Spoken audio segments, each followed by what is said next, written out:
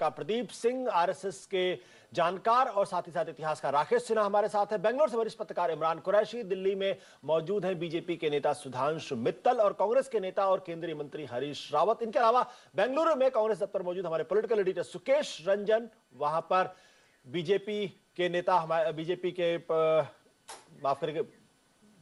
के जो हमारे संवाद बीजेपी के जो हेडक्वार्टर वहां पे मैं संवाददाता प्रभांजन वर्मा। तमाम चीजों पर घटनाक्रम पर नजर रखेंगे, लेकिन फिलहाल इस वक्त हेडलाइंस पर नजर डाल लेते हैं। कर्नाटक में अब से थोड़ी देर में लगेगी में शुरू होगी वोटों की गिनती। कुछ घंटों में साफ होगी नई सरकार की तस्वीर। दक्षिण भारत में बीजेपी के इकलौते किले के ढहने का खतरा।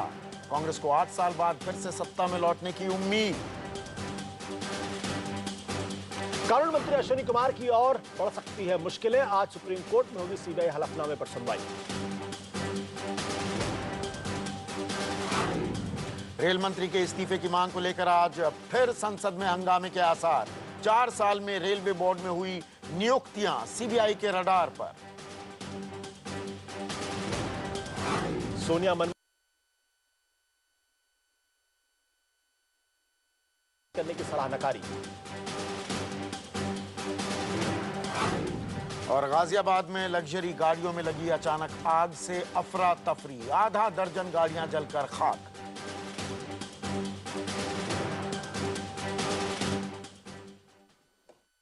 केश किंग आयुर्वेदिक तेल, अब है प्रॉब्लम चांस ही नहीं। दिव्या अंडरवेयर बनियान, परफेक्ट फिट, इंस्टेंट हिट। स्वाद की असली पहचान, नारपा मसाले। आज है जनता की बारी। आज कर्नाटक की जनता बता देगी किस पर लगाई है उसने अपनी मुहर। दक्षिण भारत में पहली बार सरकार बनाने वाली बीजेपी क्या जनता की कसौटी पर खरी उतरी है या फिर 8 साल बाद कांग्रेस करेगी कर्नाटक में वापसी। आज है वोटों की गिनती। आज है जनता का फैसला। देखिए आईबीएन सन पर लगातार किसे मिलेगा कर्नाटक का ताज। और कर्नाटक विधानसभा चुनाव में वोटों की गिनती का काम जो है वो शुरू होने वाला है। अब से थोड़ी देर के बाद हो जाएगा और करीब 11 बजे तक हम कह सकते हैं कि वहां नई सरकार की तस्वीर साफ होने की उम्मीद है। हालांकि सारे नतीजे सामने नहीं आएंगे, लेकिन ये बात बिल्कुल स्पष्ट हो जाएगी वहां किसकी सरकार बनेगी। आप इस वक्त अपने स्क्रीन पर 6 तस्वीरें, अलग अलग तस्वीरें देख रहे हैं। इन तस्वीरों से आपको वहां का जो रंग है वो पकड़ने की कोशिश की जा रही है आईबीएन 7 के जरिए। और कर्नाटक में सरकार बनाने की उम्मीद कर रही कांग्रेस के लिए ये नतीजे सिर्फ राज्य में ही नहीं बल्कि राष्ट्रीय राजनीति के लिहाज से भी बेहद अहम हैं। कर्नाटक में अच्छे नतीजे भ्रष्टाचार के आरोपों में फंसी यूपीए सरकार के लिए संजीवनी भी साबित हो सकते हैं। और उधर दक्षिण में पहली बार सरकार बनाने वाली बीजेपी भ्रष्टाचार और अंदरूनी लड़ाई की वजह से कर्नाटक का किला गंवाती नजर आ रही है। ये भी एक तरीके से सच्चाई उभर के सामने आ रही है। हालांकि अभी भी यह कहना बहुत मुश्किल काम है, क्योंकि अभी भी वोटों गिनती का काम पूरी तरीके से शुरू नहीं हो पाया है। इसलिए ऊंट किस करवट बैठेगा कहना मुश्किल, लेकिन जो शुरुआती रुझान है और वहां पे जो राजनीतिक पंडितों की जो आकलनबाजी है और साथ ही साथ जो सर्वे हैं वो साफ इस ओर इशारा कर रहे हैं कि कर्नाटक के अंदर कांग्रेस की स्थिति मजबूत है और बीजेपी की स्थिति कमजोर।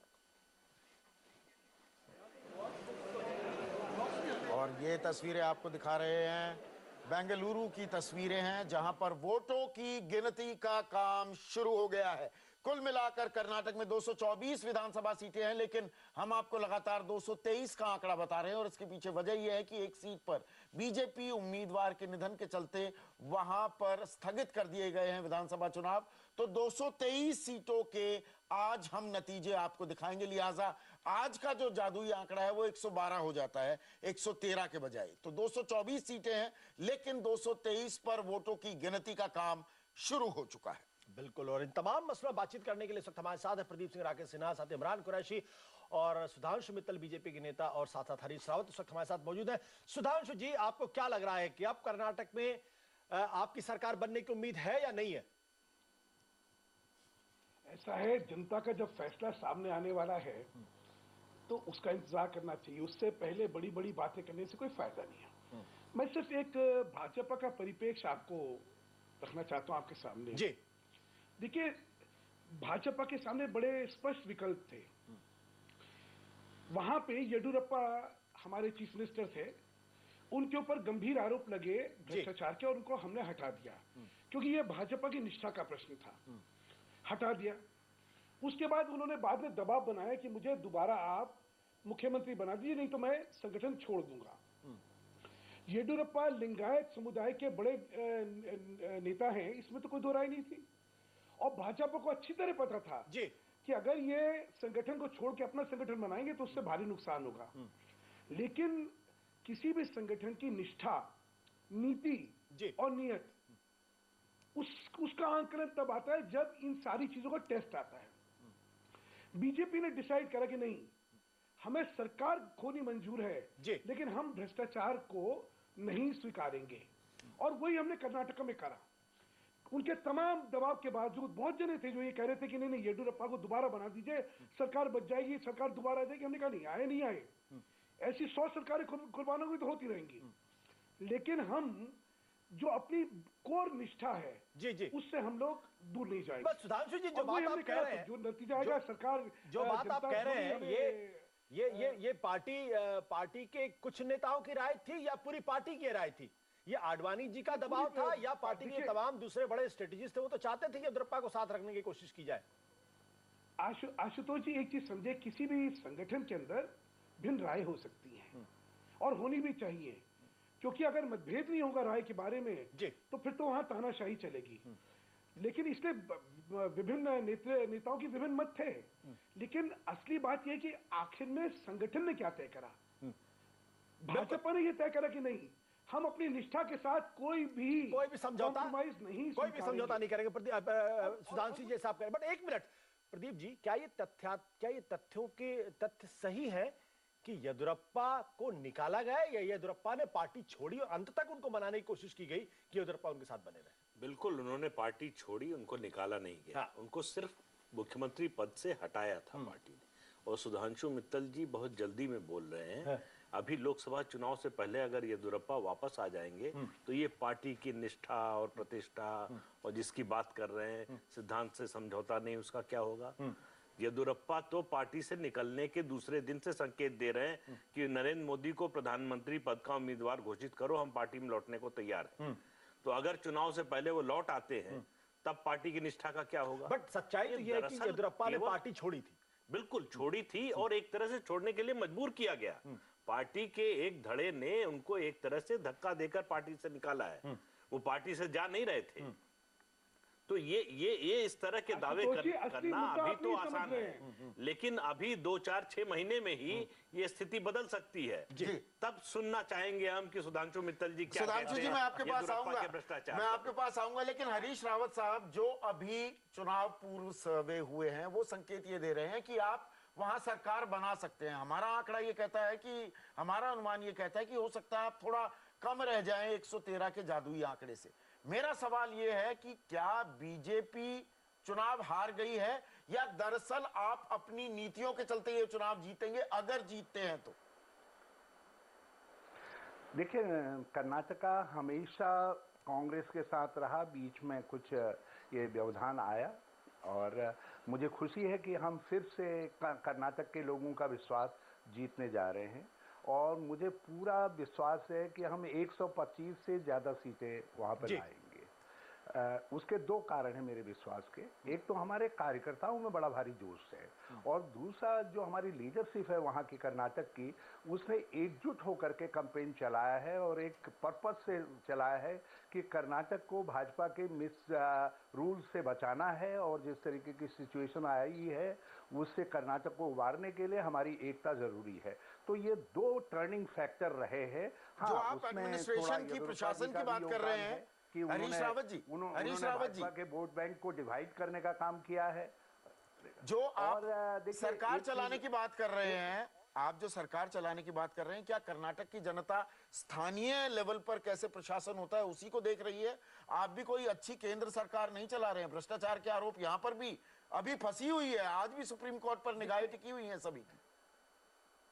देखिए, ये आरोप है यहाँ और वहां आरोप सिद्ध हो चुके हैं। जी, और वहां पर जिस तरीके से गवर्नमेंट चलाएगी, जिस तरीके के बदलाव आए, पार्टी में उठक पटक होती रही, रेड्डी बंधुओं का और दूसरों का नाटक चलता रहा, उसमें भाजपा की सेंटर लीडरशिप इन्वॉल्व रही, सारी चीजें देख करके कर्नाटक को लगा कि ये कर्नाटका का जो गौरव है वो उसको ये तार तार कर रहे हैं, ये उसके खिलाफ मैंडेट होने जा रहा है। मतलब हमारी एकता, हमारे कार्यकर्ताओं का जोश और साथ साथ जो है जिस तरीके से कन्नडा प्राइड के साथ भाजपा ने खिलवाड़ किया है, ये उसके खिलाफ मैंडेट होने जा रहा है और बिल्कुल क्लियर मैंडेट होने जा रहा है। बिल्कुल हरीश जी, कभी कभी राजनीति के अंदर ये भी होता है कि जो कुछ आप उम्मीद लगा के बैठते हैं, और 8 बजे आज हम उम्मीद लगा के बैठे कर्नाटक के अंदर कांग्रेस की सरकार वापस, कर्नाटक की सरकार जीते, कर्नाटक में कांग्रेस जीतने वाली और बीजेपी हारने वाली, कहीं ऐसा ना हो 1 घंटे के बाद ये तस्वीर जो है कुछ दूसरी हो और हम कुछ और आकलन करने बैठ जाए। 2004 का हमें सबको तजुर्बा है संदीप, हमें थोड़ा सा संयम रखना चाहिए, कई बार ऐसा होता है राजनीति के अंदर। हाँ, लेकिन हम आपको बता दें कि बीजेपी के नेता और कर्नाटक के पूर्व मुख्यमंत्री सदानंद गौड़ा का दावा है कि उनकी पार्टी को 80 से 90 सीटें मिल सकती। जब वो खुद कह रहे हैं 80 से 90 सीटें मिल सकती, तो यानी कम से कम बीजेपी को इस बात का एहसास है कि उनकी हालत वहां पतली है। Practically, we hope that we will reach somewhere between 70 to 80. That is our expectations. After polling and all that, we received informations and some particulars from our cadre, and practically in some places there was little bit confusion, and thereby we may go back from 90 to 80. खुद पूर्व मुख्यमंत्री सदानंद गौड़ा कह रहे हैं राकेश सिन्हा साहब हथियार तो पहले ही डाल दिए हैं, वो 70-80 कह रहे हैं कि 70-80 मतलब 40-50 सीटों का तो नुकसान वो मान रहे हैं पिछली बार के मुकाबले, जादुई आंकड़े से बहुत नीचे, अपना आकलन खुद कर रहे हैं। देखिए, जब येदियुरप्पा गए तो एक बड़ा वोट बैंक गया और पार्टी का आकलन ठीक है, और इस तरह से बड़े दावा करने से कोई फायदा नहीं। 8 बजे के बाद तो पता चल जाएगा कि बीजेपी आ रही है, कांग्रेस आ रही है। जो एक मैं बात कहने जा रहा हूँ कि कर्नाटका में कांग्रेस की चमड़ी इतनी मोटी है, मैं अभी सुन रहा था हरीश रावत जी को कि भ्रष्टाचार के प्रश्न पर वीरभद्र सिंह को वो ले आए, लेकिन भारतीय जनता पार्टी ने येदियुरप्पा को यदि निकाला तो लगता है ये वहाँ भ्रष्टाचार है और केंद्र में भ्रष्टाचार नहीं है। भारतीय जनता पार्टी को कुछ राजनीतिक रियलिटी को, जो वास्तविकता है उसका आकलन करना चाहिए, और बाहर के आधार पर जो ब्रेस्ट बीटिंग होती है पार्टी को नहीं करनी चाहिए। नहीं, मेरा सवाल ये है राकेश जी कि क्या बीजेपी ने पहले ही हथियार डाल दिए? आपके स्टार प्रचारक कौन है आज की तारीख में, जिनकी लगभग मतलब तैयारी हो गई है कि प्रधानमंत्री पद के उम्मीदवार होंगे? नरेंद्र मोदी। वो सिर्फ 2 बार जाते हैं।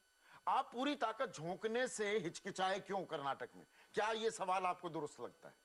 देखिए, तो पार्टी को निर्णय करना पड़ेगा कि पूरी ताकत नहीं झोंकी गई, ये मानेंगे? ये पार्टी को निर्णय करना पड़ेगा कि किसी राज्य में यदि चुनाव लड़ते हैं तो कलेक्टिव लीडरशिप के साथ लड़ना चाहिए और पूरी ताकत झोंकनी चाहिए। हार और जीत एक अपना नहीं झोंकी ना, ये मानेंगे ना? मुझे लगता है कि पार्टी ने हाफ हार्टेडली प्रयास किया है कर्नाटका में, और ये पहले से मान के चली थी कि हम हारी हुई लड़ाई लड़ रहे हैं, जो कि पार्टी के लिए गलत है। ये और नरेंद्र मोदी ने भी अपना निजी हित देखा, पार्टी हित नहीं देखा। अब क्या ये कहना सही होगा? पार्टी ने किस प्रकार से योजना बनाई है? नहीं, वो जा सकते थे ना, कार्पेट बॉम्बिंग करते, 2 बार जाने का क्या मतलब? ये हम बाहर से सोचते हैं, लेकिन अंदर से पार्टी ने क्या योजना बनाई ये पार्टी के ऊपर निर्भर करता है। लेकिन जो मुझे लगता है कि किसी राज्य में आपकी हार हो या जीत हो, पार्टी को पूरी ताकत झोंकनी चाहिए। मुझे लगता है कि राजनाथ सिंह ने उस ताकत को झोंकने का प्रयास किया, ऐसा नहीं कि प्रयास नहीं किया। स्वयं अध्यक्ष होकर वो कई हफ्ते वहां पर उन्होंने बिताया। लेकिन एक जो मुझे लगा, जो जिसके कारण पार्टी हार मान रही है, देखिए पार्टी ने येदियुरप्पा के साथ जिस तरह से एक सद्भाव वाला नेगोशिएशन करना चाहिए था, वो सद्भाव का नेगोशिएशन नहीं कर पाई। और मुझे लगता है कि येदियुरप्पा में कोई आइडियोलॉजिकल डेविएशन नहीं हुआ है। जैसे प्रदीप जी कह रहे थे, वो एक कन्फ्लिक्ट ऑफ ईगो कन्फ्लिक्ट है। जिस दिन येदियुरप्पा अपने मॉरल रिसरेक्शन कर लेते हैं, वो मान लेते हैं कि उन्होंने गलती कर, पार्टी का निर्णय ठीक था, तो मुझे लगता है कि येदियुरप्पा और भारतीय जनता पार्टी को मिलने में कोई असंभव बात है, ऐसा नहीं। जैसे उमा भारती के साथ हुआ, बाबूलाल मरांडी के साथ कल हो सकता है। क्योंकि जब वैचारिक मतभेद होता है तभी आप बीजेपी जैसी पार्टी से आप अलग रह सकते हैं। वैचारिक मतभेद नहीं है और यदि नैतिक आधार पर मतभेद है तो उसको पाटा जा सकता है। व्यावहारिक राजनीति नहीं की क्या सुकेश बीजेपी ने? और जो मैं सवाल पूछ रहा हूं, अभी तो खैर आगे किस ऊंट करवट बैठेगा वो हम देखते रहेंगे। पहला रुझान आ गया है, बीजेपी ने 1 सीट पर बढ़त बना ली है, ये पहला रुझान हमें मिल रहा है। लेकिन क्या बीजेपी कहीं ना कहीं हिचकिचाई पूरी ताकत झोंकने में इस चुनाव? बिल्कुल संदीप, सही कह रहे हैं आप। एक करीबी सूत्र का अगर मानना, अगर सही मैं उसको मानूं, और मेरे पास वजह है उसको सही मानने की, कि नरेंद्र मोदी से जब उनकी चर्चा हो रही थी, और नरेंद्र मोदी जो सबसे बड़े स्टार प्रचारक के तौर पे यहाँ आने वाले थे, नरेंद्र मोदी ने प्राइवेट कन्वर्सेशन में ये बात मानी कि हम कर्नाटक लूज कर चुके हैं। मेरी जानकारी ये है कि उनको मनाने की कोशिश की गई थी, लेकिन लाल कृष्ण आडवाणी ने अभी नेशनल काउंसिल की जो बैठक हुई उसमें भी कहा कि कर्नाटक में हमने फैसला लेने में देर कर दी। वो नेशनल लेवल पे एक मॉरल हाई ग्राउंड बनाना चाहते थे, लेकिन उसका असर जो है वो कर्नाटक में देखने को मिला। पार्टी का एक बड़ा धड़ा, आपको याद होगा नितिन गडकरी ने कहा था कि जो कुछ भी किया है, हमारे साथ इंटरव्यू में, आशुतोष के साथ इंटरव्यू में कहा था कि येदियुरप्पा ने जो किया है वो इमोरल है, इलीगल नहीं है, और वो पद पे बने रहे थे उसके बाद भी। तो येदियुरप्पा को लेकर स्थिति स्पष्ट नहीं थी। लोकायुक्त की ने जब रिपोर्ट दी, वो रिपोर्ट जब खिलाफ गई तो उसके बाद उनको हटाना पड़ा, लेकिन पार्टी का एक बड़ा धड़ा मान रहा था कि वो लिंगायत समुदाय के एक बड़े नेता हैं, और बाद में फिर एक लिंगायत को भी बनाया गया, लेकिन उनका वो करिश्मा नहीं है। तो कुल मिलाकर डैमेज कंट्रोल करने की कोशिश की गई, लेकिन पार्टी के शीर्ष नेतृत्व को इस बात का भान था, इस बात का ज्ञान था कि हम वहां जीतने वाले नहीं हैं। और पार्टी के जो सबसे बड़े नेता है उन्होंने भी प्राइवेट कन्वर्सेशन में ये बात मानी थी कि कर्नाटक हम लूज कर चुके हैं। कल शाम में भी मैं एक बड़े नेता से बात कर रहा था, उन्होंने जो फिगर बताई, मैं कोट कर सकता हूं क्योंकि मैं उनका नाम नहीं बता रहा हूं, कि हम करीब 55 सीटों के आसपास रहेंगे। मतलब एक बड़ा नुकसान है जो जिस पार्टी ने पहली बार कर्नाटक में परचम फहराया, 110 सीटें थी, अगर वो 55 के आसपास आकर टिकती है, इसका मतलब है कि डेंट हुआ है।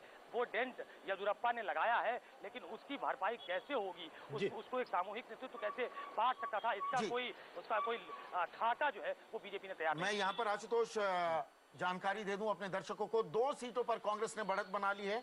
उडीपी पर प्रमोद माधवराज वो आगे हैं, जबकि वरुणा से सिद्धारमैया वरिष्ठ नेता हैं, मुख्यमंत्री पद की दौड़ में भी हैं, और नारगुंड से सीसी पाटिल बीजेपी के उम्मीदवार हैं, बढ़त बनाए हुए हैं। इनके बारे में दिलचस्प बात यह है कि इन्होंने चुनाव अपना हॉस्पिटल से लड़ा।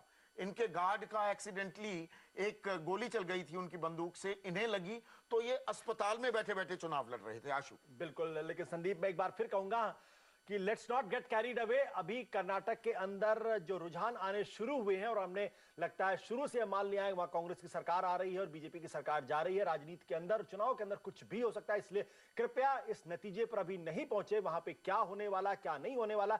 हम आपको बता दें कि 223 में से सिर्फ 3 के रुझान हमारे पास उपलब्ध हैं, जिसमें से 2 पर कांग्रेस आगे, 1 पर बीजेपी आगे। हमारे साथ सुधांशु मित्तल मौजूद हैं, हरीश रावत जी जो कांग्रेस के वरिष्ठ नेता वो मौजूद हैं, इमरान कुरैशी हमारे साथ है, राकेश सिन्हा हमारे साथ है, प्रदीप सिंह जी हमारे साथ है।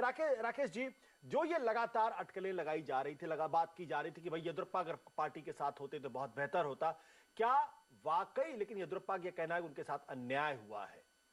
क्या मिसमैनेजमेंट था, अंदरूनी राजनीति थी, या येदियुरप्पा इतने बड़े हो गए थे क्योंकि किसी नहीं सुन रहे थे?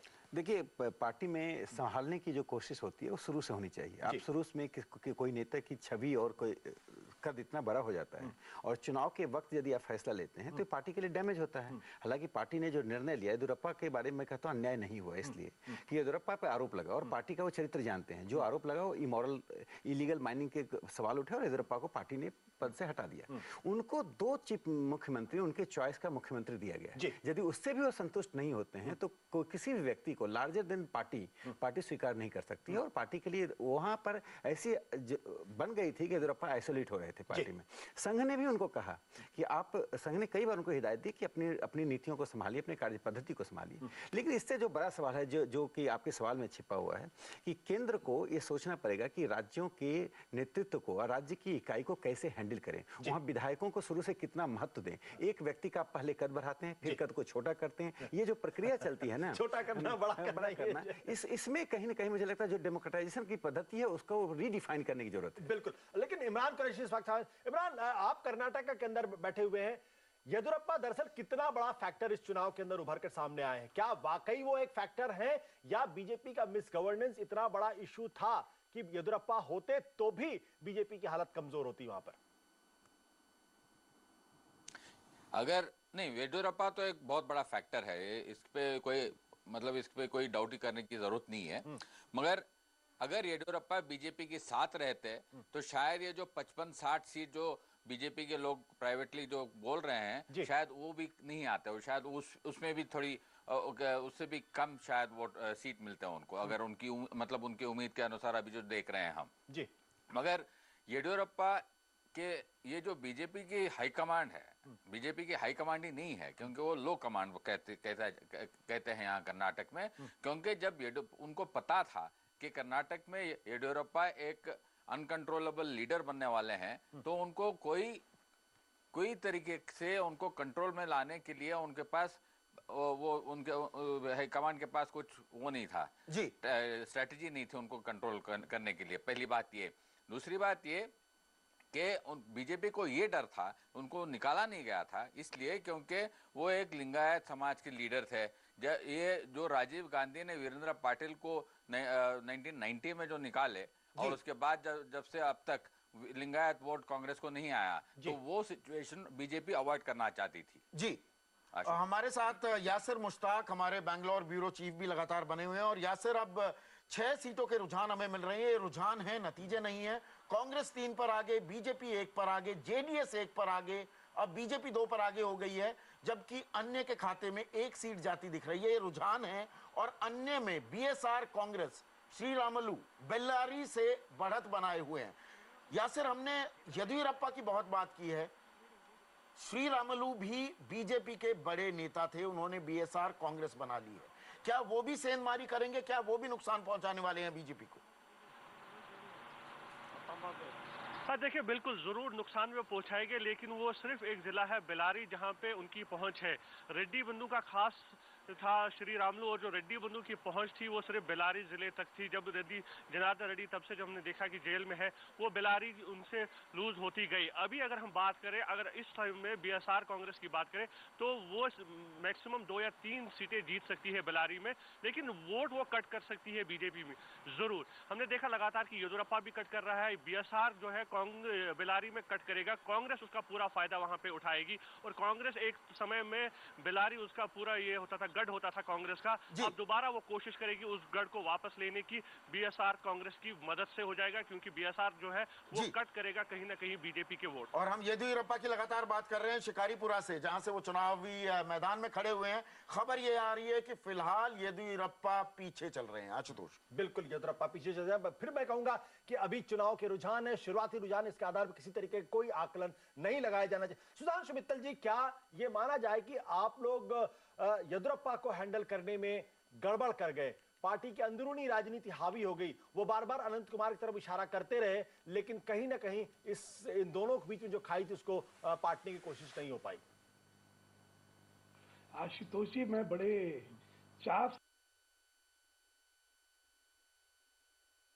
कितनी परे हो सकती है ये बातें, इसके बारे में मैं कुछ कहना चाहता हूं। जी बिल्कुल बिल्कुल। पहली बात जो कहा गया कि भाई येदियुरप्पा वापस आ सकते हैं वगैरह वगैरह वगैरह, और वो उनको हमने निकाला नहीं था, वो खुद गए थे। बिल्कुल सही बात है, वो खुद गए थे। प्रश्न क्या था? प्रश्न ये था कि वो बार बार ये दबाव डाल रहे थे कि आप मुझे दोबारा मुख्यमंत्री बनाइए, अगर आप मुख्यमंत्री नहीं बनाएंगे तो मैं पार्टी छोड़ दूंगा। हमारा उनसे क्या मतभेद था? हमारा मतभेद था कि राजनीति में जो परसेप्शन है वो बहुत महत्वपूर्ण होता है, और जब तक कि उनके ऊपर इतने गंभीर भ्रष्टाचार के आरोप रहेंगे, हम जो है भ्रष्टाचार की अपनी लड़ाई को कमजोर करेंगे। इसलिए हम उन्हें दोबारा मुख्यमंत्री बनाने को तैयार नहीं थे। उसमें उन्होंने पार्टी छोड़ी। हमें पता था कि अगर हम नहीं बनाएंगे तो पार्टी छोड़ेंगे तो छोड़े, उसका नुकसान होगा ये भी पता था। तो इस चीज की सराहना होने की जगह यहाँ तो इसमें लांछन उठाई जा रही है। ये देखिए, ये फर्क है कांग्रेस। हमारे यहाँ ऐसा नहीं है कि भ्रष्टाचार लोगों का संगठनों में नहीं होते। प्रश्न ये होता है कि भ्रष्टाचार के जब मामले सामने आते हैं तो संगठनों का उसके बारे में क्या रिस्पॉन्स रहता है। हमारा रिस्पॉन्स क्या है? बंगारू लक्ष्मण जी का हुआ, वो चले गए। येदियुरप्पा का हुआ, वो हटा दिया। कहाँ चले गए? बंगारू लक्ष्मण कहाँ चले गए? उन पर भ्रष्टाचार का एक भी आरोप नहीं था, उन पे व्यवसायिक अनियमितताओं का आरोप था। उन्होंने क्या कहा? उन्होंने कहा जब तक मेरा ये आरोप साफ से मैं बरी नहीं हो जाता, मैं दोबारा जो है अध्यक्ष नहीं बनूंगा। ये तो है हमारा रिस्पांस। आप दूसरी तरफ कांग्रेस का रिस्पांस देखिए कि जिस निर्लजता के साथ, चाहे अश्विनी कुमार जी का मामला हो, चाहे पवन कुमार बंसल जी का मामला हो, चाहे पूरा कोलगेट का मामला हो, चाहे तू जी का मामला हो, चाहे रॉबर्ट वड्रा का मामला हो, पब्लिक सेंसिबिलिटी को डिफाई करके करप्शन को जिस तरह वो स्वीकार रहे हैं, बढ़ा रहे हैं, उससे नुकसान सिर्फ संगठनों का नहीं हो रहा है, पूरी राजनीतिक व्यवस्था का नुकसान हो रहा है। बट आज लोगों के मन में राजनीति के प्रति एक घृणा आ गई है।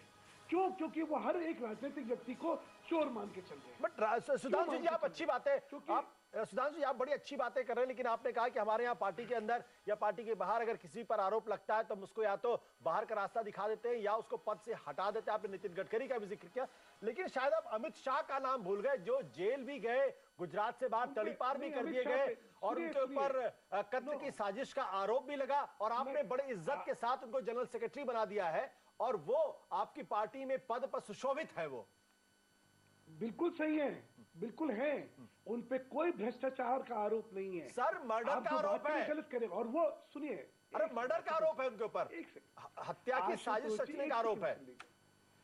आशुतोष जी सुन तो लीजिए जी, एक राजनीतिक प्रोसिक्यूशन का वो शिकार हैं।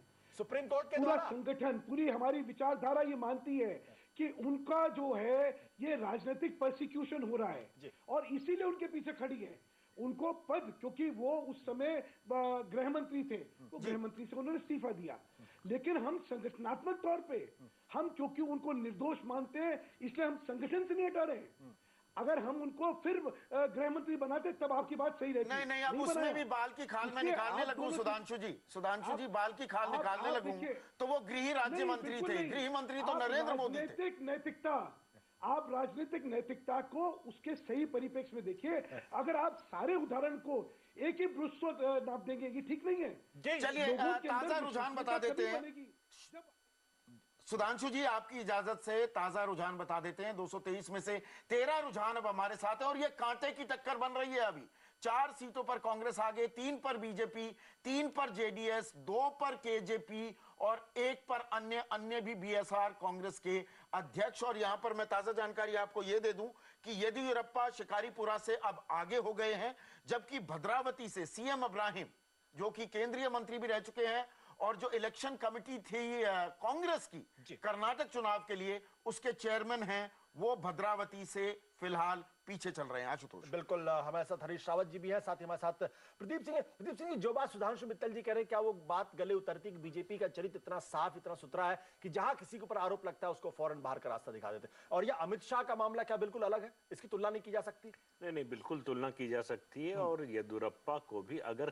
केंद्र में कांग्रेस के मंत्रियों पर भ्रष्टाचार के ऐसे आरोप न होते तो येदियुरप्पा को भी कर्नाटक से बीजेपी नहीं हटाती जी। मुश्किल ये हो रही थी कि केंद्र में राष्ट्रीय स्तर पर भ्रष्टाचार के खिलाफ पार्टी जो अभियान चला रही थी, येदियुरप्पा उसमें सबसे बड़ा रोड़ा बन गए थे। जब वो पार्टी बात करती थी कांग्रेस के भ्रष्टाचार की तो लोग सवाल उठाते थे कर्नाटक में क्या हो रहा है, तो इसका शिकार हुए। दूसरा, येदियुरप्पा का जो मामला है पूरा, वो येदियुरप्पा की कमी कम है और राष्ट्रीय नेतृत्व की कमी ज्यादा है। अटल बिहारी वाजपेयी के बाद पार्टी में कोई शीर्ष नेतृत्व में ऐसा नहीं है जो बोले और उसकी बात सब लोग सुने और माने। मानने की तो बात बाद में, सुनने की भी।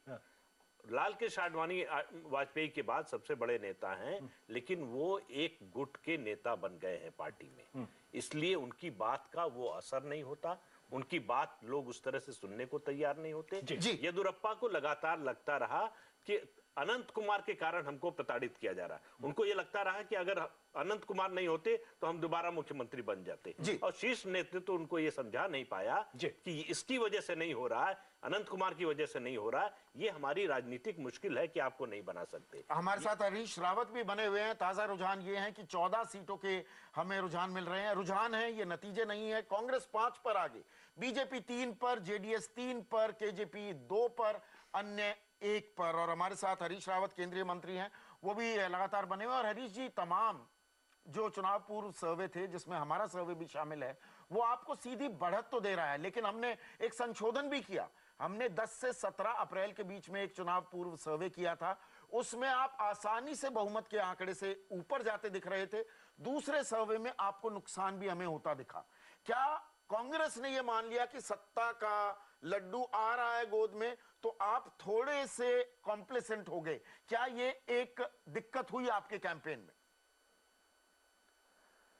मुझे पूरा विश्वास है कि हम वहां पर स्पष्ट बहुमत के साथ ही नहीं बल्कि अच्छे बहुमत के साथ सरकार बनाने जा रहे हैं जी। क्योंकि जो कर्नाटक के अंदर जनता का मानस बना है वो पिछले 5 सालों के अंदर धीरे धीरे बना है और उसमें हम जो 2 करेक्टिव स्टेप उठा सकते थे, अपने कार्यकर्ताओं को जोश पैदा करना और अपने नेताओं में एकता पैदा करने का, उसमें हमारा नेतृत्व जो है सफल हुआ। मैं सुधांशु जी को बधाई देना चाहता हूं और भाजपा की बड़ी जबरदस्त पॉलिसी है कि यदि इनके किसी नेता पर भ्रष्टाचार के आरोप लगें, गलत आरोप लगे, अपराध के आरोप लगें, तो वो पॉलिटिकल प्रोसिक्यूशन कहलाता है और यदि दूसरों के ऊपर कोई आरोप ये लगा दें तो कहते हैं कि ये फाइनल जजमेंट है, जैसे सुप्रीम कोर्ट का वर्डिक्ट आ गया हो, उसमें ये इंतजार नहीं करना चाहते हैं, सीधे सर कलम कर देना चाहते हैं। और हकीकत ये है आशुतोष जी, यदि येदियुरप्पा का सीधे आडवाणी जी के साथ क्लैश नहीं हुआ होता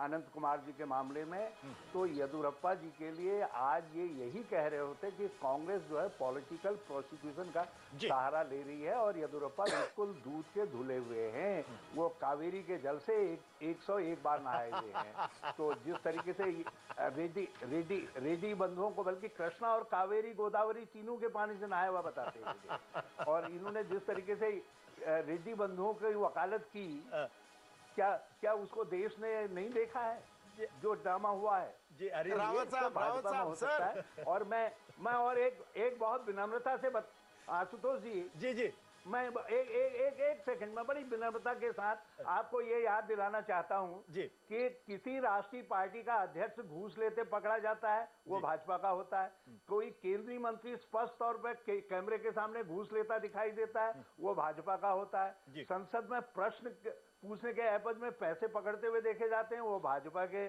सांसद होते हैं, कैश फॉर वोट में भाजपा के सांसद आते हैं और कहीं पूरी की पूरी यूनिट जो है पंजाब के अंदर भ्रष्टाचार के आरोप में लिप्त पा करके जो है उसको मंत्रिमंडल से इस्तीफा देना पड़ता है तो वो भाजपा की होती है। रावत जी के बाद भी भाजपा रावत जी आप नॉर्मली गंगा कावेरी कृष्णा गोदावरी सबके पानी से नहाए हुए रावत साहब का कारण एक ही है नहीं एक चीज मैं कहना चाहता हूं रावत जी को, बहुत ही शालीनता से बड़े सॉफ्ट स्टैंड आप रखते हैं, आज आप थोड़े तीखे हैं सर, आज कुछ आपने नाश्ता तीखा लिया है। नहीं मेरा कहना संदीप जी ये है कि इसका कारण ये है कि बीजेपी को अभी वो तो अपने दोस्त का अनुभव नहीं हुआ है। को जरा सा समझाने की कोशिश कर रहा था। लेकिन हरीश जी बड़ी दिलचस्प बात ये है कि उनके नेता शायद 1 लाख या 2 लाख लेते हुए कैमरे में पकड़े जाते हैं, आपके यहाँ आरोप 1,76,000 करोड़ का होता है, 1,70,000 करोड़ का होता है, 1,86,000 करोड़ का होता है और कैग तो ये भी कहता है कोल घोटाले में 10 लाख करोड़ का होता है और 72 लाख का आरोप लग जाए तो आप ही के एक और सहयोगी आपके मंत्री का ऐसे बचाव करते हैं कि 72 लाख रुपए भी कोई लेता है क्या? 72 लाख रुपए लेगा कोई? आशुतोष जी ये पॉलिसी एवरेशन है और मैं समझता हूँ कि उसके विषय में अलग अलग समझ हो सकती है, उसके बाद सारी चीजें ठीक हो जाएगी, एवरेशन ठीक हो जाएगी। ये पॉलिसी बीजेपी का हो तो पॉलिटिकल प्रोसिक्यूशन है, कांग्रेस का हो तो पॉलिसी एबरेशन है। राकेश जी ये जो राजनीतिक फ्रिजियोलॉजी है ये क्या है? देखिए मुझे लगता है रावत साहब भूल गए कि पवन बंसल कांग्रेस में बीजेपी में नहीं है, कांग्रेस में है। वो मान कर चल रहे हैं कि पवन बंसल बीजेपी में है। देखिए बात ये है कि पॉलिसी एवरेशन नहीं है, देश को किससे डैमेज होता है, पैसा मेरे पॉकेट में जाता है कि अमेरिका के पॉकेट में जाता है, भारत की जनता को जो डैमेज होता है। स्वयं प्रधानमंत्री 2 लाख करोड़ के घोटाले के सेंटर में है, सीबीआई की रिपोर्ट चेंज कर दी गई। यह तो इतनी बड़ी अनैतिक सरकार 1952 के बाद से आज तक नहीं बनी है, सरकार को चला जाना चाहिए था। मैं जेठमलानी की उस बात से सहमत हूँ, जेठमलानी गलत व्यक्ति हैं, गलत ढंग से बोलते हैं, लेकिन मैं जेठमलानी की इस बात से सहमत हूँ कि एनडीए यदि ठीक से लड़ाई लड़ती तो इस सरकार को आज से 1 साल पहले चला जाना चाहिए था। जो स्पेस अन्ना हजारे ने लिया था आपको अपनी गलती के लिए एनडीए को लेना चाहिए था। रावत साहब को तो बीजेपी के नेताओं को बधाई देनी चाहिए थी कि उनके कम संघर्ष के कारण बने। यहाँ पर चर्चा दिलचस्प हो रही है, लेकिन जो आंकड़े मिल रहे हैं, रुझान मिल रहे हैं, वो भी दिलचस्प होते जा रहे हैं। 19 सीटों के हमें रुझान मिल रहे हैं, 6 पर कांग्रेस आगे, 6 पर बीजेपी आगे। ये अब कांटे की टक्कर होती दिख रही है। हालांकि शुरुआती रुझान है 6 पर कांग्रेस आगे, 6 पर बीजेपी आगे, 4 पर जेडीएस आगे। कर्नाटक जनता पक्ष येदियुरप्पा की पार्टी 2 पर आगे, अन्य पर 1 आगे। आशु और बिल्कुल अभी किसी तरीके का कोई नतीजा मत निकालिएगा, ये रुझान है, रुझान के आधार पे आप कुछ भी नहीं कह सकते, अभी थोड़ा वक्त इंतजार करना पड़ेगा। हमारे पॉलिटिकल एडिटर सुकेश रंजन बड़ी देर से बातचीत सुन रहे थे, कभी कभी मंद मंद मुस्कुराते थे, कभी कभी उनके चेहरे पर थोड़ी खींच भी आती है, आखिर इतनी देर से इंतजार कर रहे हैं। बट सुकेश, ये जो अभी के शुरुआती रुझान है, ये वो तस्वीर नहीं बता रहे जिस तरीके की तस्वीर की तरफ लोग शुरू से उम्मीद लगाए बैठे हुए थे। कांग्रेस 6 पर आगे है, बीजेपी 6 पर आगे है। क्या ये अभी जल्दबाजी के शुरुआती रुझान है या कुछ तस्वीर वहां पे अंतिम समय में गड़बड़ होती हुई नजर आई कर्नाटक के अंदर?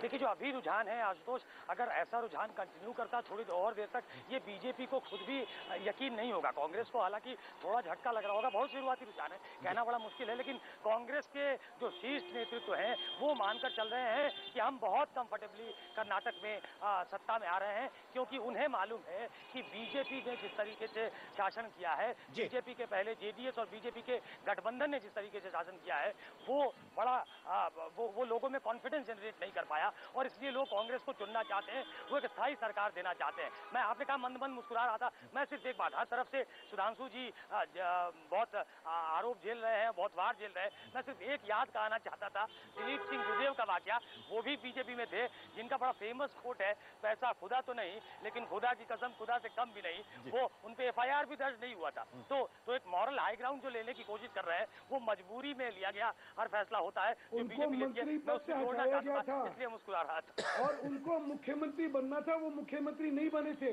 आपको तथ्य ध्यान नहीं है? अरे मुख्यमंत्री थे नहीं, वो मंत्री थे जिन्होंने ये सामने लिखा, उन्होंने मुख्यमंत्री थे नहीं दिया और वो मुख्यमंत्री बनने वाले थे और उनको मुख्यमंत्री नहीं बनाया। उसके बाद भ्रष्टाचार हर पार्टी के अंदर उसके बाद उन्होंने, तो उस पार्टी का सुधांशु भाई उसके बाद क्या रुख रहता है, इस चीज से फर्क आता है। बट सुधांशु मित्तल जी, मैं एक जानकारी आपको और दे दूं, वो ये कि बंगारू लक्ष्मण ने कैमरे पर पैसे लिए, उनको पार्टी ने दोबारा कभी हटा दिए गए। एक मिनट सर, एक मिनट, उनको पार्टी ने कभी दोबारा संसद का चुनाव लड़ने के लिए योग्य नहीं माना, लेकिन जूदेव को कैमरे पर पैसे लेते पकड़ा गया, उनको दोबारा संसद सदस्य बनने लायक माना गया। अगर पार्टी में हिम्मत होती तो जो बर्ताव बंगारू लक्ष्मण के साथ था, वही बर्ताव जूदेव के साथ होना चाहिए था। कहीं ऐसा तो नहीं बंगारू लक्ष्मण दलित थे इसलिए उनके साथ ऐसा व्यवहार हुआ और जूदेव के साथ ऐसा व्यवहार नहीं हुआ? आशुतोष जी, ऐसा है, आप जो है ये राजनीतिक पंडितों की जो भाषा बोल रहे हैं ना, जिसमें उकसाने की और शेड्यूल कास्ट थे और ये थे, क्या बात कर रहे हैं? सत्यता आपको भी पता है, सत्यता मुझे भी पता है। और देखिए, दोनों के साथ एक जैसा बर्ताव होना चाहिए ना। फिर एक सेकंड, अरे बोले तो दीजिए। जो बड़ा जितना पद होता है उतना ही बड़ा गुनाह मानना चाहिए। पार्टी अध्यक्ष बंगारू लक्ष्मण जो थे वो राष्ट्रीय अध्यक्ष थे, उनके साथ पार्टी का क्या रवैया रहेगा या रुख रहेगा उस विषय पे, वो और किसी और के साथ क्या रहेगा, दोनों में कभी तुलना नहीं हो सकती और होनी भी नहीं चाहिए, क्योंकि वो जो है वो उदाहरण के प्रतीक होते हैं हमारे। इसलिए चीजों को परिपेक्ष में लीजिए। और मैं हैरान जो हूं ना, मैं तो आपको भाजपा की शुचिता भ्रष्टाचार के बारे में बताई, दूसरी तरफ आप उसका मुकाबला करिए कांग्रेस के आचरण से। किस निर्लजता के साथ हम भ्रष्टाचार के विषय को आज कांग्रेस डील कर रही है और देख रहे हैं, और इससे जो दुख है ये मुझे सिर्फ कांग्रेस और भाजपा वाला विषय का सुधांशु जी, पर मुझे ये बताइए, आप भ्रष्टाचार की बात कर रहे हैं सुधांशु जी, आप भ्रष्टाचार की बात कर रहे हैं, तो अगर केंद्र की सरकार और भ्रष्टाचार में आकंठ तक डूबी हुई है, हम भी ये स्टैंड ले रहे हैं, आप इस बात को कर्नाटका में लोगों के जहन में क्यों नहीं पहुंचा पाए? क्या चीज नहीं पहुंचा पाए? हमने तो वो करा जो हमें करना चाहिए, और मैंने कहा कुछ चीजें जो है जीत और हार के परे होनी चाहिए। राजनीति में सरकार आए या ना आए, ऐसी 100 सरकारें जाती हैं तो जाए, सत्ता लेनी क्यों है? अगर सत्ता के माध्यम से भ्रष्टाचार को अगर बढ़ाना है तो क्या करना है सत्ता को लेकर? तो सत्ता से तो आप इसलिए बाहर, अगर आप बेदखल किए जाते हैं, अगर आप बेदखल किए जाते हैं तो भ्रष्टाचार के मुद्दे पर ना, कि भाई दक्षिण में पहली बार कमल खिला, कमल ढंग से नहीं खिला करेंगे तो हमने, क्योंकि ये तय करा कि हम जो है येदियुरप्पा जी को दोबारा नहीं लाएंगे, चाहे उसका नुकसान होगा तो होगा। लिंगायत के वो बड़े लीडर हैं और वो जब जाएंगे तो लिंगायतों की वोट का हमें फर्क पड़ेगा। कि जानते हुए हमने जो है चलिए सुधांशु स्टैंड मॉरलिस्टिक स्टैंड दिया है, बिल्कुल सुधांशु जी स्टैंड दिया है, बिल्कुल I am proud of it. बिल्कुल आपने आपकी पार्टी ने एक नैतिक स्टैंड लिया, लेकिन इस वक्त की तस्वीर ये कि 223 में से 24 सीटें यानी 10% वोटों के रुझान इस वक्त हमारे साथ उपलब्ध है, जिसमें कांग्रेस 9 सीटों पर आगे नजर आ रही, बीजेपी 7 पर आगे, जेडीएस 4 पर आगे, केजेपी यानी येदियुरप्पा की पार्टी 3 पर आगे और अन्य के खाते में 1 सीट जाती नजर आ रही है। एक बार फिर मैं कहना चाहूंगा फिलहाल कांग्रेस आगे नजर आ रही है, लेकिन अभी भी अगर यह तस्वीर आगे बनती है तो कांग्रेस को जो स्पष्ट बहुमत की बात की जा रही है वो शायद थोड़ी गड़बड़ नजर आए, लेकिन फिर भी कहूंगा कि ये शुरुआती रुझान है, ये आंकड़े बहुत तेजी के साथ बदल भी जाते हैं और जैसा कि शुरुआत से कहा जा रहा है कांग्रेस को वहां बढ़त मिलती नजर आ रही है, वैसा दिख रहा है, लेकिन क्या वाकई ऐसा ही होगा यह कहना भी थोड़ा बिल्कुल। और वीआईपी कंस्टिट्यूएंसीज और बड़े जो नेता चुनावी मैदान में उतरे हुए हैं उनका मैं जिक्र कर दूं, चन्नापटना से अनीता कुमारस्वामी है, एचडी कुमारस्वामी की ये धर्म पत्नी है, ये आगे हैं। बी श्रीरामुलु हम लगातार आपको बता रहे हैं बेल्लारी से बीजेपी के नेता होते थे, अब इन्होंने अपनी पार्टी बीएसआर कांग्रेस बना ली है, वो भी आगे हैं। येदियुरप्पा शिकारीपुरा से आगे हैं, कनकापुरा से डी के शिव कुमार और ये कांग्रेस के नेता हैं और इन्होंने पहले ही ताल ठोक दी है कि हम जीते तो मैं भी मुख्यमंत्री क्यों ना बनूं, वो दिल्ली में आकर बैठ गए हैं। दिनेश गुंडूराव युवा चेहरा है कांग्रेस के, ये भी आगे चल रहे हैं। करुणाकर रेड्डी जनार्दन रेड्डी के भाई हैं, बेल्लारी इनफेम के अगर मैं बात करूं, ये आगे चल रहे हैं। एचडी कुमारस्वामी जेडीएस के नेता वो भी आगे हैं। आशु बिल्कुल, और जब भी तस्वीर जो है कांग्रेस 9 पर आगे है, बीजेपी 8 पर आगे है, जेडीएस 5 पर आगे है, केजेपी 3 पर आगे है और अन्य के खाते में एक इमरान कुरैशी जो बहुत वरिष्ठ पत्रकार है कर्नाटक के और बड़े लंबे समय से कर्नाटक की राजनीति को नजर रखे हुए हैं। इमरान भाई, ये जो बार बार कहा जा रहा है कि येदियुरप्पा का असर है, नहीं असर है, ये लोग जनता दल सेकुलर को बहुत कुछ मुझे लगता है इग्नोर करके चल रहे हैं। क्या देवेगौड़ा पूरी तरीके से कर्नाटक की पॉलिटिक्स में इररेलेवेंट हो गए हैं? क्या उनकी पार्टी में पूरी तरीके से अब कुमारस्वामी का कब्जा है? क्या वो पूरी तरीके से इस वक्त कर्नाटक के सबसे पॉपुलर नेताओं में से एक हैं? और क्या वो आने वाले समय में किंग मेकर की भूमिका निभा सकते हैं? आशुतोष, अभी तक जो कर्नाटक में हालत ये थी कि जेडीएस जनता दल जेडीएस एक तरह से वकीलिका में जो समाज की जो मेजर कम्युनिटी है कर्नाटक में, वो दक्षिण कर्नाटक में है ज्यादातर, और उत्तर कर्नाटक में उनका कुछ वहाँ कोई आबादी भी नहीं है। जैसे कि लिंगायत समाज के लोग हैं जो सारे राज्य में फैले हुए हैं, उस तरीके से वकीलिका समाज के लोग नहीं हैं। तो आज कर्नाटक में एक कांग्रेस पार्टी है, एक बीजेपी पार्टी है, एक लिंगायत पार्टी है केजेपी और येदियुरप्पा की जो पार्टी है, और एक वकीलिका पार्टी है जो जनता दल एस की है, जेडीएस की, और जो कुमारस्वामी लीडर हैं। और बाप और बेटे में यही फर्क है, आज भी वही फर्क है जो हमने 2006 में देखी थी कि देवेगौड़ा को अगर भाई फर्ज करो यहाँ एक हंग असेंबली आ गई और एक कोएलिशन सरकार बनाना आ रहा, तो देवेगौड़ा का इरादा यही होगा कि वो कांग्रेस के साथ जाएं, मगर बेटे का इरादा वो नहीं है, क्योंकि बेटा मुख्यमंत्री बनना चाहता है, कुमारस्वामी मुख्यमंत्री बनना चाहते हैं, तो वो तो कांग्रेस छोड़ के नहीं देगी उस पोस्ट को। तो इसका मतलब ये है कि कुमारस्वामी बीजेपी के साथ ही जाएंगे, और उनकी पूरी कोशिश यही है कि वो सिर्फ 100 सीट पे फोकस किए हैं, कॉन्सेंट्रेट किए हैं इस इलेक्शन में, जिससे उनको बीजेपी से थोड़ा अगर ज्यादा सीट आ गए तो वो बीजेपी के साथ कोएलिशन सरकार के लिए तैयार हो जाएंगे। हम बात कर रहे हैं इमरान साहब, जिस तरीके से परसेंटेज ऑफ पोलिंग हुई है 70 से भी ज्यादा हुई है, ये 35 साल का रिकॉर्ड ब्रेक की है। इससे ये नहीं लगता कि कोएलिशन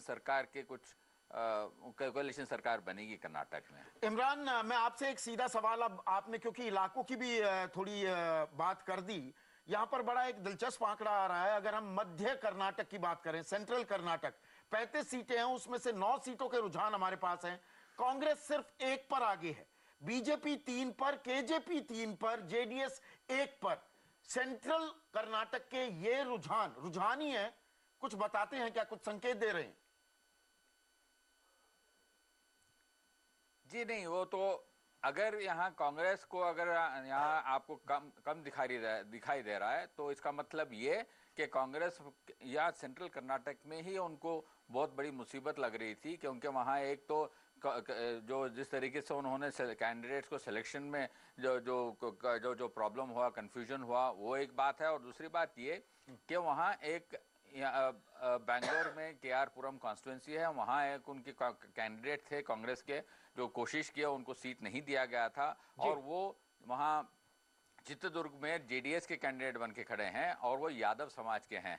और यादव समाज के लोग यहाँ कहा जाता था कि यादव समाज वहाँ जो करीब 11 कॉन्स्टिट्यूंसीज में उनका इम्पैक्ट है, मतलब 10,000 से करीब 35,000 तक उनका वोट है। मतलब उनको गोल्ला कम्युनिटी कहते हैं या यादव कम्युनिटी के लोग हैं। तो वहाँ शायद वो लोग अगर कांग्रेस को वोट नहीं किए तो उसका शायद असर ये लग रहा है। मगर अगर एंटी इनकम्बेंसी बीजेपी के खिलाफ इतनी जोरदार उसकी लहर थोड़ी बड़ी है तो शायद ये थोड़ी देर के बाद जब हम फाइनल रिजल्ट देखेंगे तो पता चलेगा। बिल्कुल। और हमारे संवाददाता, हमारे डिप्टी ब्यूरो चीफ प्रभंजन वर्मा इस बीजेपी के दफ्तर में बेंगलुरु में मौजूद हैं।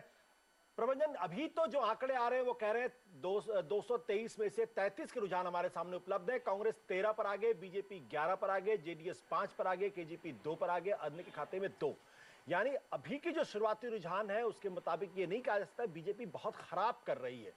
तो तीनों फैक्शंस को जोड़ दें बीजेपी के, अगर तो कांग्रेस से ज्यादा होगा। BSR और KJP को जोड़ दें। बीजेपी के खेमे में थोड़ी बहुत उम्मीद लौटी है या नहीं लौटी अभी तक? देखिए, बीजेपी के जो नेता हैं वो अभी भी ये कह रहे हैं कि वो अपोजिशन में बैठने को तैयार हैं। अगर कैमरे के अलग आप उनसे बात करें तो वो कह रहे हैं कि अपोजिशन में बैठने को तैयार हैं।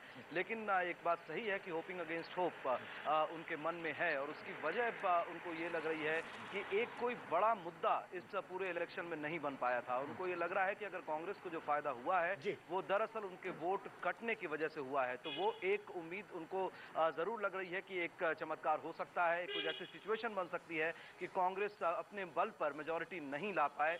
ये एक होप बीजेपी के अंदर है। लेकिन अगर मैं अभी भी कहूं कि वो प्रिपेयर्ड हैं कि उनको ऑपोजिशन में बैठना पड़ेगा। बिल्कुल, आपको लगता है कि बीजेपी इस बात के लिए पूरी तरीके से तैयार है। बट राकेश जी, अगर पूरे कर्नाटक के चुनाव का अगर हम आकलन करें तो ये क्या दर्शाता है? क्या जो केंद्र की राजनीति और राज्य की राजनीति दोनों में फर्क आ गया है, या जहां पर गवर्नेंस अच्छा नहीं है वहां पर लोगों ने भी तय कर लिया है कि हमें इस सरकार से जो है अब इसकी जगह दूसरी सरकार लानी, चाहे वो कांग्रेस की सरकार हो या बीजेपी की सरकार हो या जनता दल सेकुलर की सरकार? देखिए, मैं मानता हूँ कर्नाटक में गवर्नेंस का सवाल नहीं था, गवर्नेंस ठीक था।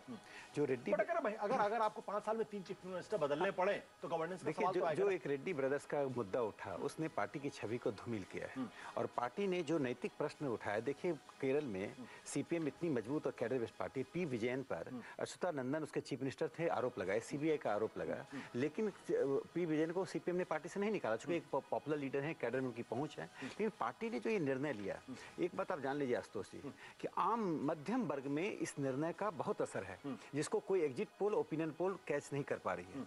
मध्यम वर्ग को लग रहा है, जैसे सुधांशु जी भी बोल रहे थे, प्रदीप जी ने भी कहा कि येदियुरप्पा को ये जानते हुए पार्टी पे हाशिए पर दिया गया। उसके कई कारण हो सकते हैं, वो छोड़ दिए पार्टी का आंतरिक कारण, लेकिन जो कारण दिखाई पड़ रहा है उस हाशिए पर दिया गया, इसका असर मध्यम वर्ग पर है। और जो अभी नतीजे आ रहे हैं वो दिखा रहा है कि मध्यम वर्ग ने नैतिक मापदंड को महत्व दिया। आइडेंटिटी पॉलिटिक्स और मोरल पॉलिटिक्स दो वहां थे। आइडेंटिटी पॉलिटिक्स था लिंगायत का वोट किसको जाए, मोरल पॉलिटिक्स था कि भारतीय जनता पार्टी ने उस वोट को कहा कि यदि नहीं मिलता तो नहीं मिले। बिल्कुल, और ये मोरल पॉलिटिक्स का असर है कि भारतीय जनता पार्टी उतनी खराब नहीं करे जितना ओपिनियन पोल और एग्जिट पोल बता रहे। बिल्कुल, बट अभी भी मैं कहूंगा जल्दबाजी होगी। कांग्रेस 15 सीटों पर आगे है, बीजेपी 12 पर आगे, JDS 5 पर आगे, KJP 2 पर आगे, अन्य के खाते में 2, और 223 में से सिर्फ और सिर्फ 36 सीटों के रुझान इस वक्त हमारे साथ।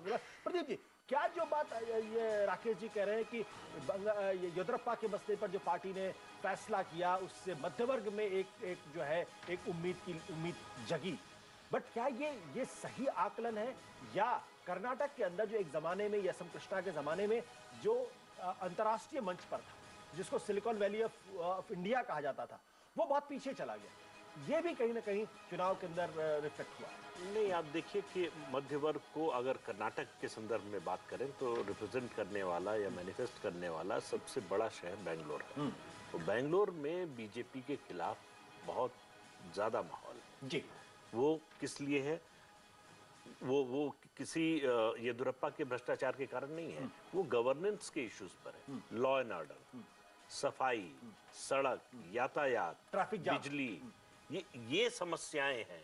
जो गवर्नेंस के इशू हैं जिन पर पार्टी नाकाम रही है, तो शहरी मध्य वर्ग जो है वो इस बात से बहुत ज्यादा प्रभावित होता है कि उसकी रोजमर्रा की जिंदगी को सरकार ने बेहतर बनाया या खराब किया। तो इस मुद्दे पर जो है वो इसीलिए आप देखेंगे कि येदियुरप्पा को जो वोट मिलेंगे वो ज्यादा रूरल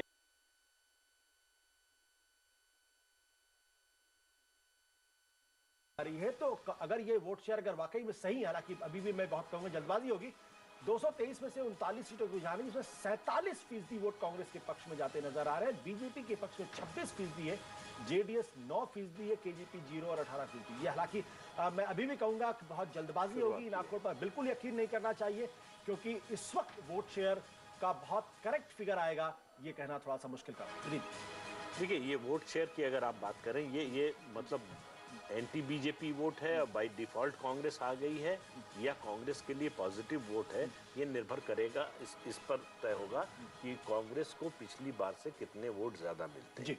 अभी तक जो ओपिनियन पोल, एग्जिट पोल के नतीजे जो जितने सामने आए हैं उससे पता चल रहा है कि कांग्रेस को लगभग 1% पिछली बार से ज्यादा वोट। मुझे लगता है इन आंकड़ों में थोड़ी सी गड़बड़ी है, क्योंकि बार बार केजीपी को 0% दिखा रहा है, जबकि बढ़त में 2 सीटें उनको मिलती नजर आ रही है। यानी ये आंकड़े कहीं ना कहीं गलत है, और मैं अपने प्रोड्यूसर से इस बात की रिक्वेस्ट करूंगा कि इन आंकड़ों को दुरुस्त करने की कोशिश की जाए, क्योंकि ये मुझे फिलहाल ठीक नजर नहीं आते हैं, इनको बदलने की कोशिश की जाए। तो केवल कर्नाटक में भ्रष्टाचार का ही मुद्दा नहीं था, गवर्नेंस का मुद्दा भ्रष्टाचार पर भी हावी हो गया। बिल्कुल दोहरा जो है नुकसान बीजेपी को जो हो रहा है वो इसकी वजह से है। वो इमरान साहब जो कह रहे थे बिल्कुल ठीक बात कह रहे थे कि अगर येदियुरप्पा होते बीजेपी में आज तो बीजेपी की स्थिति इससे भी ज्यादा खराब होती। बिल्कुल। और वक्त छोटे से ब्रेक का, लेकिन कर्नाटक विधानसभा चुनाव पर हमारे विशेष कवरेज लगातार जारी, कहीं मत जाइए।